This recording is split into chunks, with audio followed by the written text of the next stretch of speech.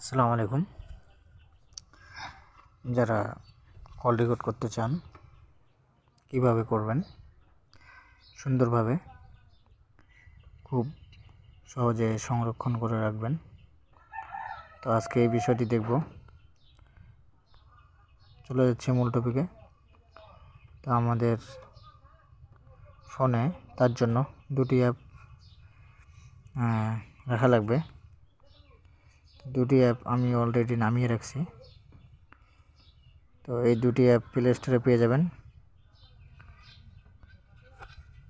একটির নাম হলো এই যে TTX। এখানে যদি টিটি লিখে সার্চ দেন তো চলে আসবে।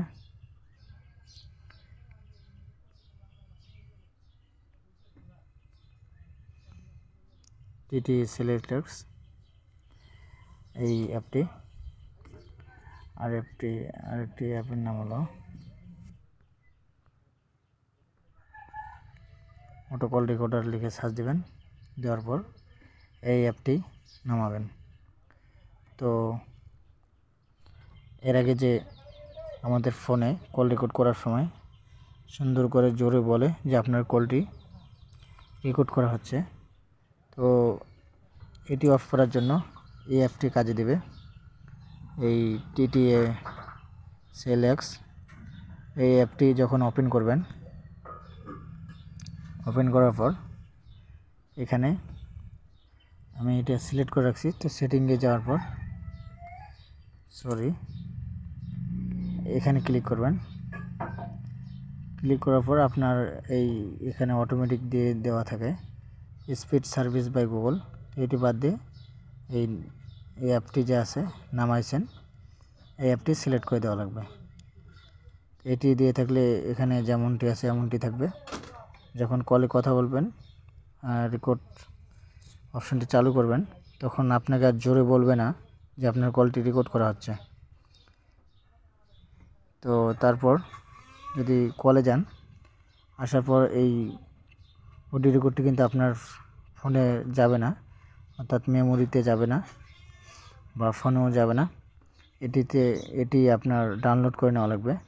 আমি কথা বলছিলাম তো আমার এক আপার সাথে। তো এখানে আসার পর এই কল রেকর্ডটি যখন করবেন, তখন এখানে আপনি সাথে সাথেই কথা বলার পর আপনি এখান থেকে যে শেয়ার অপশনে ক্লিক করবেন। করার পর ড্রাইভে বা মেসেঞ্জারে আপনাকে আপলোড করে নেওয়া লাগবে। এই অ্যাপটির কাজ হলো এটি।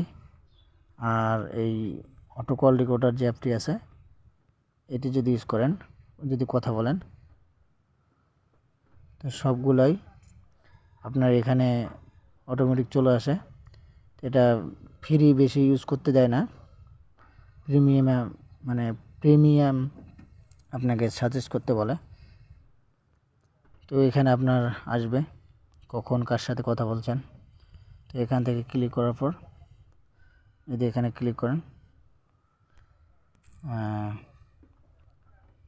এখানে ক্লিক করার পর এই যে শেয়ার অপশন আছে, এখান থেকে আপনাকে ওই সেম আগের অ্যাপটার মতোই আপনার ড্রাইভে বা মেসেঞ্জারে আপলোড করে রাখা লাগবে।